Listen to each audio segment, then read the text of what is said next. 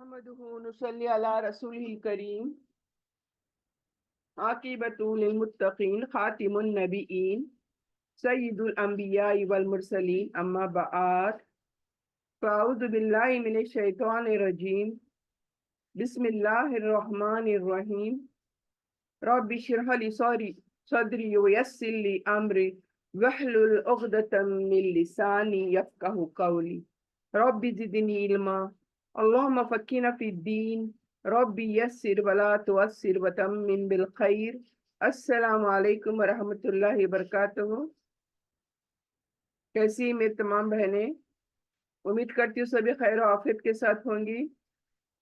الحمدللہ، اللہ کا سب سے پہلے شکر ادا کرتے ہیں ہم سب کہ آج کا دن وہ دن ہے کہ جہاں پر ہم جیسے پلاننگ کری تھی میں نے اسی طرح سے آج کا دن ہمارے نصیب میں آیا ہے کہ ہم آج کے دن کو یہ سورۃ الانعام جو ہے مکمل کر رہے ہیں، کمپلیٹ کر رہے ہیں الحمدللہ۔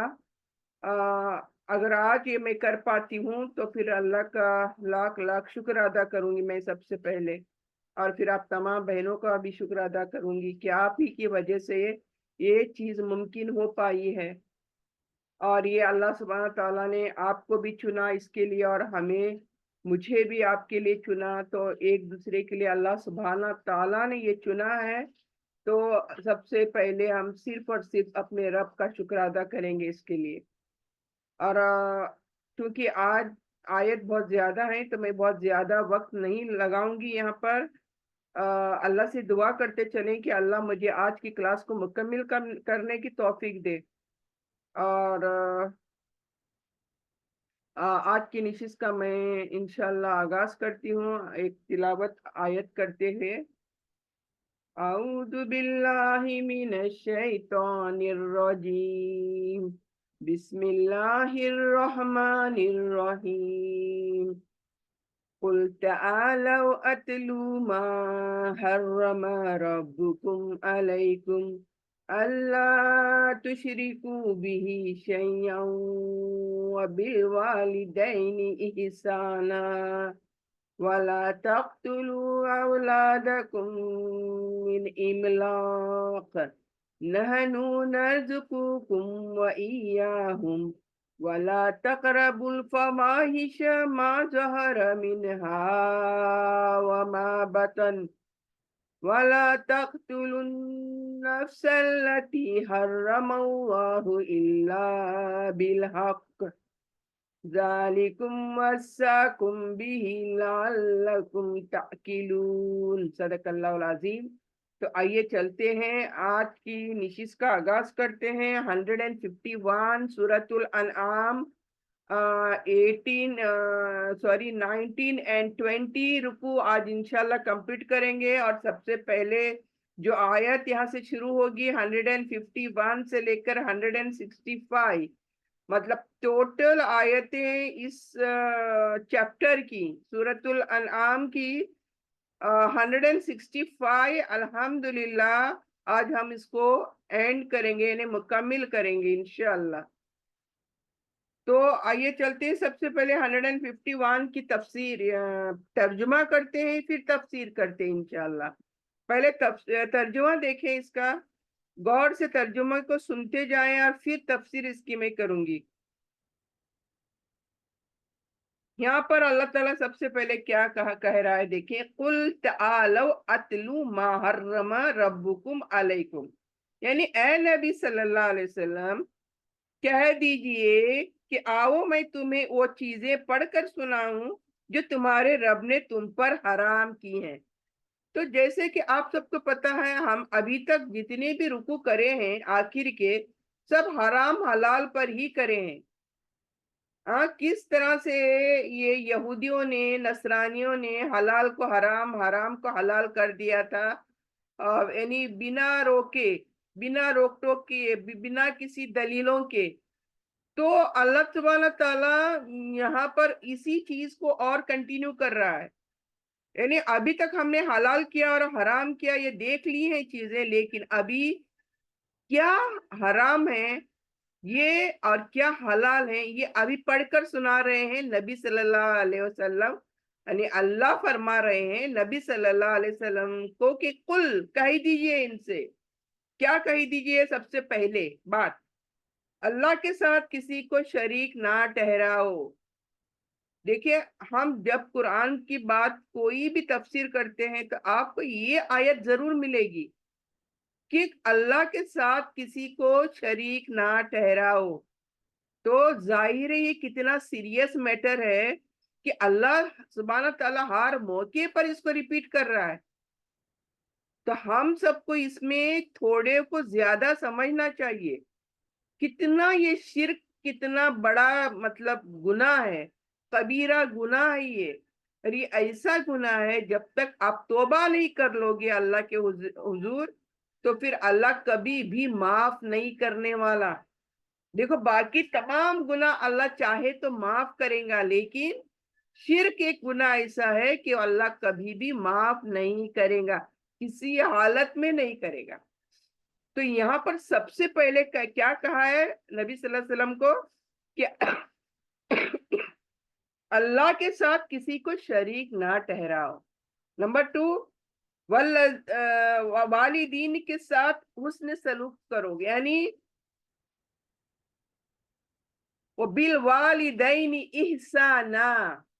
یہ دیکھیں دوسری بات، یہ جو خطرناک دنیا میں ہو رہی ہے آج والدین کوئی قیمت ہی نہیں ہے والدین کے آج، اللہ ماشاء اللہ کچھ لوگوں کے لیے ہو بھی سکتا ہے، نہیں، لیکن موسٹلی میجورٹی کے اندر یہ ماں باپ کوئی چیز ہی نہیں رہے آج، یعنی ماں باپ جیسے بوڑھے ہوتے ہیں اس کو بوجھ سمجھا جا رہا ہے آج۔ لیکن اللہ کس طرح سے اپنی بات کرتا ہے اور اپنی بات کے بعد سب سے پہلے والدین کی بات کر رہا ہے، یعنی کوئی دنیا کا کوئی چیز نہیں لیکن والدین۔ تو اپنے والدین کے ساتھ احسان کرو، حسن سلوک کرو۔ اور تیسری، فقر و تنگ دستی کے ذریعے ڈر سے، فقر مطلب غریبی کے ڈر سے، فقر اور تنگ دستی کے ڈر سے اپنی اولاد کو قتل نہ کرو، ہم تمہیں بھی رزق دیتے ہیں اور انہیں بھی رزق دیتے ہیں۔ تو تھرڈ بات جو اللہ تعالیٰ یہاں فرما رہا ہے، اپنی اولاد کو غریبی کے ڈر سے قتل نہ کرو کہ میں بچے کو کیا کھلاؤں گی یا میں بچوں کو کیا کھلاؤں گی یا کیسے کھلاؤں گی، کیسے بڑا کروں گی، کیسے ایجوکیشن دوں گی۔ یہ تمام چیزیں اللہ تعالیٰ اس بچے کے قسمت میں لکھ کر بھیجتا ہے، تم کچھ بھی نہیں کرتے ہو، تمہارا کھانا تمہارا رزق ہر چیز تم نے لے کر آئی۔ اب بچے جو دنیا میں آ رہے ہیں تمہارے بطن سے، وہ اپنی تقدیر خود لکھ کر لے کر آ رہے ہیں، تو ہم کچھ بھی نہیں ہیں۔ ماں باپ ڈونٹ ڈو اینی تھنگ، ماں باپ کے ایفرٹس کی کوئی وہ ہی نہیں ہے اللہ کے سامنے۔ یعنی ماں باپ یہ نہ سمجھیں کہ ہم اگر بچے کی دیکھ ریکھ نہیں کریں گے، پیسہ مال متا نہیں ہوگا تو ہم بچوں کو نہیں دیکھ سکیں گے، فاقے پڑیں گے، بھوکے مر جائیں گے، سو اینڈ سو، ہماری لسٹ نیور اینڈنگ ہوگی۔ تو یہاں پر دیکھیں ہمیں سمجھنا چاہیے کہ بچہ جو بھی دنیا میں آتا ہے اپنی تقدیر لکھا کر آتا ہے، کب سے کب تک جیے گا، کیا کھائے گا، کیا پیے گا، اور دنیا میں کیا کیا کرے گا، کب کب کرے گا، سب لکھ کر لے کر آتا ہے یہ بچہ۔ تو ہمیں اس کی فکر کرنے کی ضرورت نہیں ہے۔ پھر بے حیائی کے کاموں کے قریب بھی مت جاؤ، یعنی جو بھی بے حیائی کے کام ہیں اس کے مت کرو نہیں کہا، یہاں پر دیکھیں غور کریں، آیتوں پر غور کریں، قریب بھی مت جاؤ کہا۔ دیکھیں وَلَا تَقْرَبُوا، تقربو قریب، وَلَا تَقْرَبُوا الْفَوَاحِشَ، یعنی فحش کے کام، برائی کے کام، یہ تمام جو گناہ کے کام ہیں ان کے قریب بھی نہ جاؤ، اللہ کہتا ہے یہاں پر۔ ظہر منہا وما بطن، یعنی خواہ وہ ظاہر ہو یا چھپے، یعنی یہ جو گناہ ہے چاہے وہ نظر آتے ہو چاہے وہ نظر نہ آتے ہو کسی کو، یعنی ایک ایک گناہ ایسے ہوتے ہیں جو اکیلے میں کیے جاتے ہیں. نو بڈی سیز اٹ. کوئی دیکھ نہیں سکتا ان گناہوں کو، لیکن اللہ تو دیکھ رہا ہے نا. تو اسی لیے اللہ کہتا ہے چاہے ظاہر گناہ ہو چاہے چھپے ہوئے گناہ ہو، تم ان کے قریب بھی نہ جاؤ. مطلب آپ کو سمجھ لینا چاہیے، سوچو بھی مت.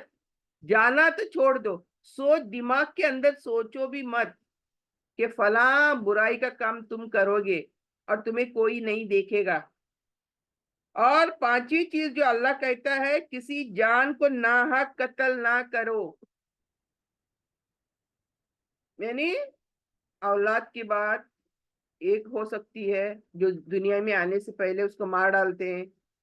دوسری بات ہو سکتی ہے جیسے خون خرابہ کرتے ہیں ہم لوگ، دشمنیاں کرتے ہیں، ہاں جیلسی، یہ تمام چیزوں کی وجہ سے بھی خون خرابہ کرتے ہیں. تو اللہ کہتا ہے کسی جان کی کیا ہے، ناحق قتل نہیں کرنا چاہیے. اللہ نے اس کو حرام کیا ہے. یہ وہ وصیتیں ہیں جو اللہ تمہیں کرتا ہے تاکہ تم عقل سے کام لو. یہ تمام وصیتیں ہیں، اللہ کی نصیحتیں ہیں ہمارے لیے. ہمیں ان پر چلنا ہے، غور و فکر کرنا ہے. تو اس میں کیا دیکھیں، اللہ سبحانہ تعالیٰ کے احکام کی بنیاد یہاں پر ہے. اللہ تعالیٰ جو آرڈرز پاس کر رہا ہے ہمارے لیے، شریعتیں پاس کر رہا ہے، اس کی بنیاد دیکھیں. اور شریعت کی جڑ ہے یہ جو جتنے بھی میں نے ابھی گنوائے، یہ شریعت جو ہماری کہتے ہیں نا ہم رولز، اسلامک لاز، اس کی جڑ ہے یہ جو آج میں نے پڑھی آپ کے سامنے. تو یہ کتنے ہیں، یہاں 5 بڑے احکام دیے گئے ہیں جو تمام آسمانی مذاہب میں اہم ہیں. یعنی یہ جتنے احکام ابھی اللہ نے دیے ہیں نا ہمارے لیے، یہ پورے مذہب میں جو بھی مذہب ہے نا، ان کے مذہب میں یہ ویری امپورٹنٹ ہے. سب کے لیے ہے یہ، سب کے مذہب میں آیا ہوا ہے یہ. تو سب سے پہلے توحید کا حکم دیا اللہ نے کہ شرک سب سے بڑا گناہ ہے. یہ یاد رکھیں، میں جو یہ بیسک تھنگس ہیں جس پر ہمیں چلنا ہے. تو سب سے پہلے شرک کو سب سے بڑا گناہ کہا گیا. اللہ کے ساتھ کسی کو شریک نہ کرو، کیونکہ اللہ ایک ہے، وہ ایک ہی ہے اور ہمیشہ ہے، ہمیشہ رہے گا. پھر والدین کی دوسری باری آئی، والدین کے ساتھ حسن سلوک کرو. یعنی اللہ تعالیٰ اپنی عبادت کے بعد والدین کی بات لے کر آ رہا ہے کہ ان کے ساتھ کیا کرو، حسن سلوک کرو. اور تیسرا، اولاد کے قتل کو منع فرمایا. اولاد کو قتل نہ کرو، اس کو حرام قرار دیا اللہ نے. اور فحش سے اجتناب کرو، برائی سے اجتناب کرو، جیسے زنا وغیرہ. سب سے زیادہ تو اس زمین کے پر کیا ہو رہا ہے، زنا ہو رہا ہے. ہاں، اٹس ناٹ لافل نا، حرام ہے یہ چیز، یہ زنا حرام ہے. تو کیا ہے، نظر کی خیانت، نیت کی برائی کی وغیرہ سب شامل ہے اس میں. آنکھوں سے بھی ہو سکتا ہے، آنکھوں کے بغیر بھی ہو سکتا ہے، ہاتھوں سے بھی ہو سکتا ہے. تو زنا بہت طریقے سے ہو سکتا ہے. خالی آنکھوں سے دیکھنا بھی زنا ہے. ہم اگر کسی کو اریانی فحش کرتے ہوئے دیکھ رہے ہیں، کسی کو ننگا دیکھ رہے ہیں وداؤٹ کلوتھس، تو ہمارے آنکھ زنا کر رہے ہیں.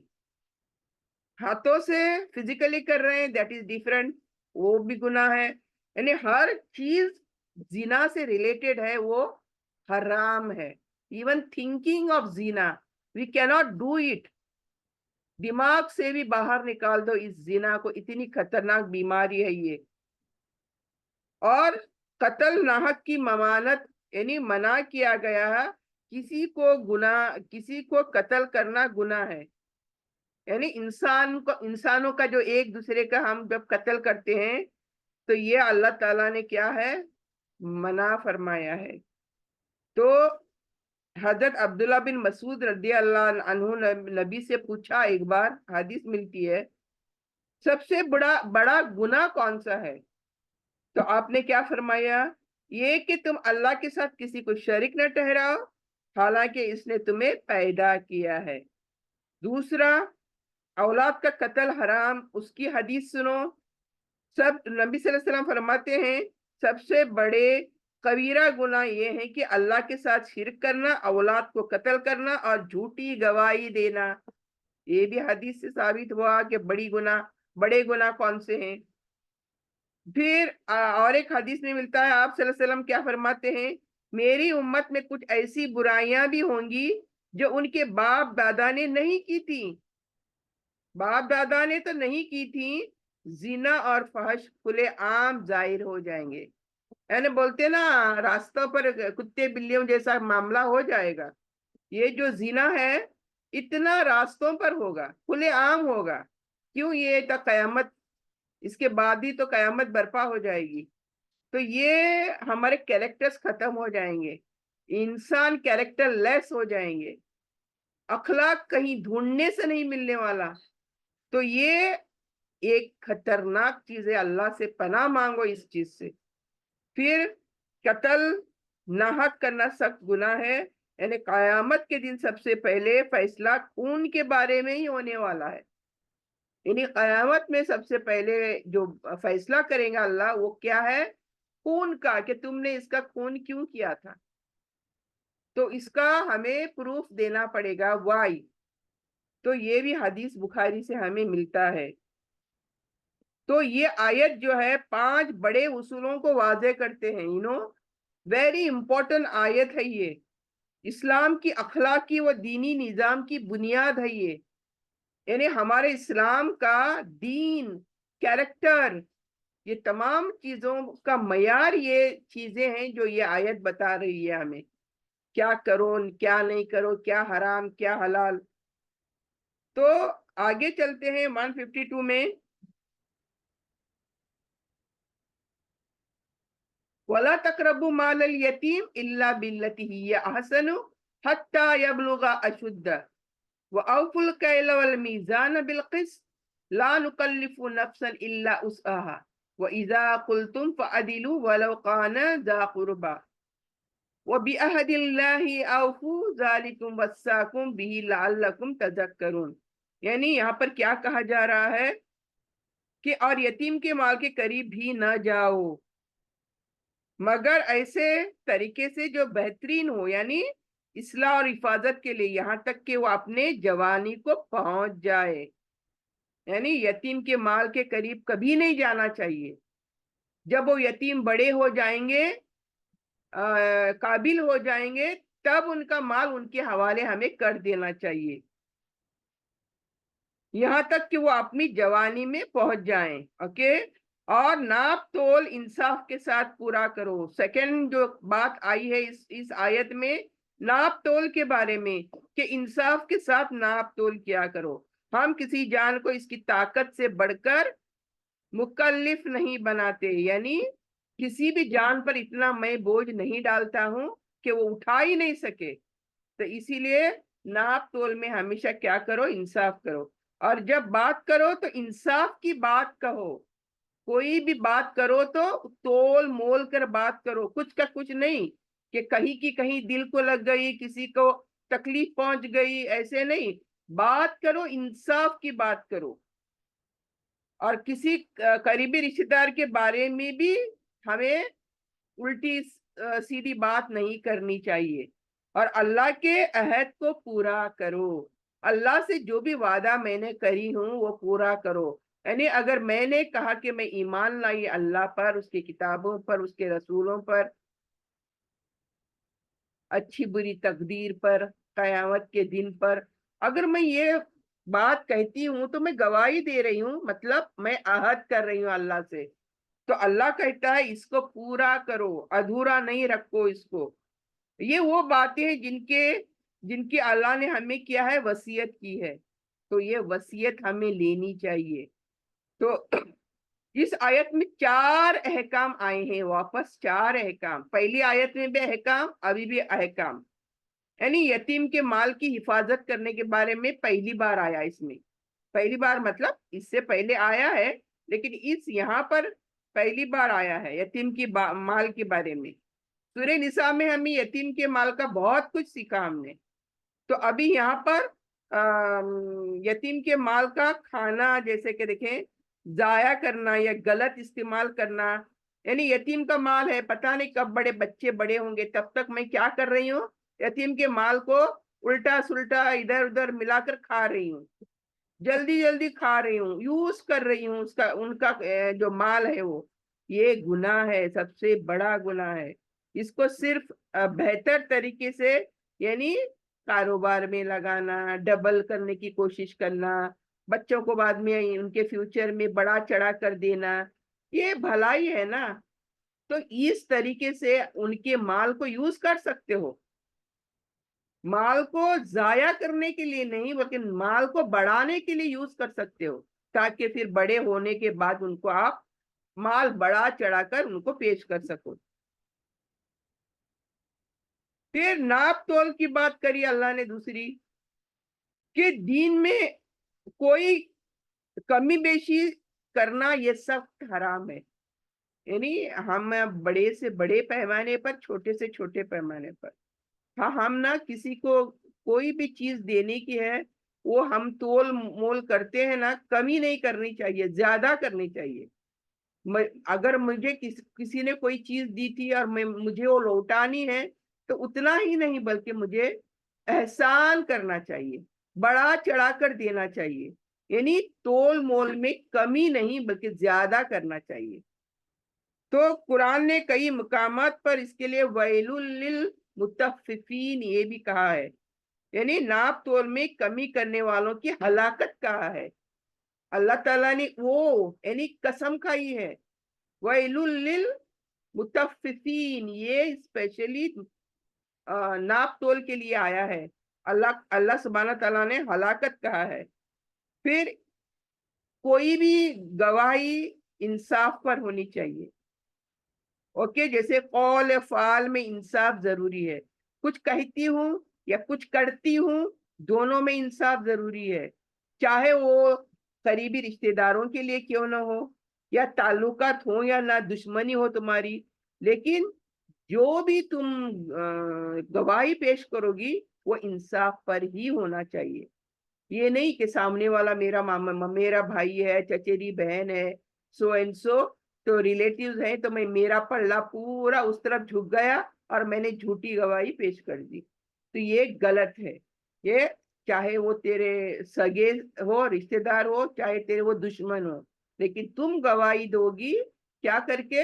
انصاف پر رہ کر. اور اللہ کے عہد کو پورا کرنے کی بات آئی یہاں پر، یعنی ہر وہ وعدہ یا معاہدہ جو انسان اللہ کے نام پر کرتا ہے، ڈیلی بیسس پر بزنس میں ہم ایگریمنٹ کرتے ہیں تو وہ بھی اللہ کا نام لے کر ہی تو کرتے ہیں نا. ہم اللہ کو گواہ بنا کر ہم ایگریمنٹس کرتے ہیں کہ وی ول فلفل آل دا ایگریمنٹس. تو یہ دین کا تقاضا ہے کہ ہمیں ایسے عہدوں کو پورا کرنا ہے. سمجھ میں آئی بات؟ یہ واجب ہے ہم پر، یہ وعدے پورے کرنا ہم پر واجب ہے. یعنی رسول صلی اللہ علیہ وسلم کیا فرماتے ہیں، ایک حدیث میں بتاؤں گی، ابھی کچھ حدیثیں بھی بتاتی جاتی ہوں تاکہ مور کلیئر ہو جائے کوئی چیزیں. رسول صلی اللہ علیہ وسلم فرماتے ہیں جو شخص یتیم کا مال ناحق کھاتا ہے قیامت کے دن اس کے پیٹ میں آگ بھرے گی. یعنی سوچ لو کیا ہوگا، اس سے زیادہ میں نہیں کہہ سکتی. حدیث آر ویری امپورٹنٹ.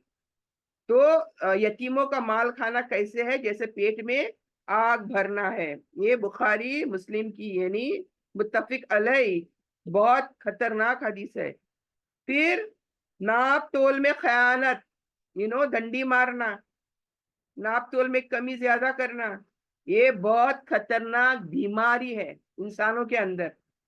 جب خود لیتے ہیں تو زیادہ چاہیے، اور جب خود دیتے ہیں کسی کو تو کم دیں گے. دس از ناٹ ڈن. یہ صحیح طریقہ نہیں ہے.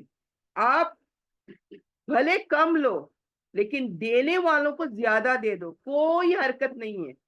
آپ کا کچھ بھی کمی نہیں ہوگا بلکہ آپ کا دل مطمئن رہے گا کہ میں نے ادا کر دیا، حق امانت ادا کر دی. اوکے، یہی حدیث ناپ تول کی.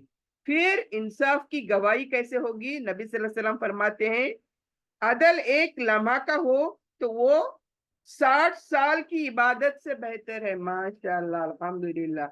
یہ دیکھیں کتنی خطرناک حدیث ہے یہ. اگر تم عدل کر رہے ہو ایک لمحہ بھر کا تو تم 60 سال کی عبادت سے بھی وہ لمحہ زیادہ ہو جائے گا. یعنی آپ 60 سال تک تو عبادت کرنے سے رہے. ہاں لیکن اگر آپ کسی کا فیصلہ کرتے ہیں، کسی کے ساتھ انصاف کرتے ہیں، لمحے بھر کا ہی کیوں نہ ہو لیکن انصاف پورا کرو. تو انصاف کی بات سمجھ میں آئی، کیسا ہونا چاہیے انصاف. پھر عہد، اللہ سے عہد کیسے کرنا ہے. آپ صلی اللہ علیہ وسلم فرماتے ہیں منافق کی 3 نشانیاں ہیں. جو ہم اپنے آپ کو مسلمان کہتے ہیں، منافق یعنی 2 منہ والے، باہر سے کون اور اندر سے کون پتہ ہی نہیں ہے. یعنی ایک قسم کے نہیں، 2 قسم کا انسان. تو اللہ کہتا ہے ان کے 3 نشانیاں ہیں. تو ذرا غور کریں اور سوچیں کہ یہ نشانیاں ہمارے اندر بھی ہیں. نمبر 1، جب بات کرے جھوٹ بولے. منہ کھولتے ساتھ ہی جھوٹی بات آ جائے. سب سے پہلے میں نے نہیں کری تھی، میں نے نہیں کہی تھی میں نے، لیکن میں پہلے منہ ہی کھولتی ہوں تو جھوٹ بات کرتی ہوں. تو یہ منافق کی صفت ہے. This is not good, not done. Okay. اور جب وعدہ کرے تو وعدہ خلاف کرے، یعنی کوئی وعدہ پورا ہی نہ کرے، خلاف ورزی کرے وعدے کی. اگر میں نے بولی 5 دن میں میں فلانا کام کروں گی لیکن 10 دن میں کام ہو یا نہیں. اگر میں نے کسی سے وعدہ کیا تھا کہ کل آؤں گی، کل میں گئی نہیں. تو دیکھیں ہم جب کسی سے وعدہ کرتے ہیں تو وہ اوپری زبان سے وعدے نہیں ہونے چاہیے. وعدے کرو تو پورے کرو بس. یہ دیکھو چاہے چھوٹا وعدہ ہونے دو یا بڑا ہونے دو وعدہ، لیکن اس کو پورا کرنا ضروری ہے. تبھی وعدہ کرو ورنہ مت کرو وعدہ. اور جب وعدے کرے خلاف ورزی نہ کرے، اور جب امانت دی جائے تو خیانت نہ کرے. اگر آپ کے پاس کسی نے حج کو جاتے ہوئے پیسے رکھے یا کوئی چیز رکھی یا کوئی الیکٹرانک چیز رکھی، وہ واپس آئے حج سے یا کہیں سفر پہ گئے تھے، واپس آئے اور اپنی چیز مانگی، امانت اپنی مانگی، تو آپ نے اگر نہیں دی تو امانت میں خیانت ہو گئی. چاہے وہ امانت چھوٹی سی تھی، چاہے وہ امانت بڑی سی تھی. ان اینی کیس امانت میں خیانت کرنا مناسب نہیں ہے. یہ حدیث بتا رہی ہے، وہ بھی حدیث بخاری اور مسلم متفق علیہ ہے. تو یہ آیت ہمیں اس طرح سے، کس طرح سے ہمیں کچھ چیزوں کے بارے میں، یعنی اللہ کے احکاموں کے بارے میں بتا رہی ہے یہ آیت. آگے چلتے ہیں 153.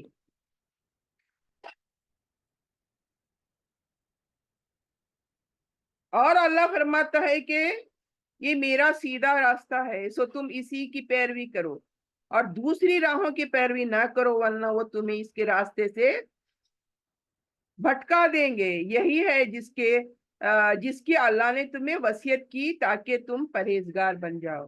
تو یہاں پر 150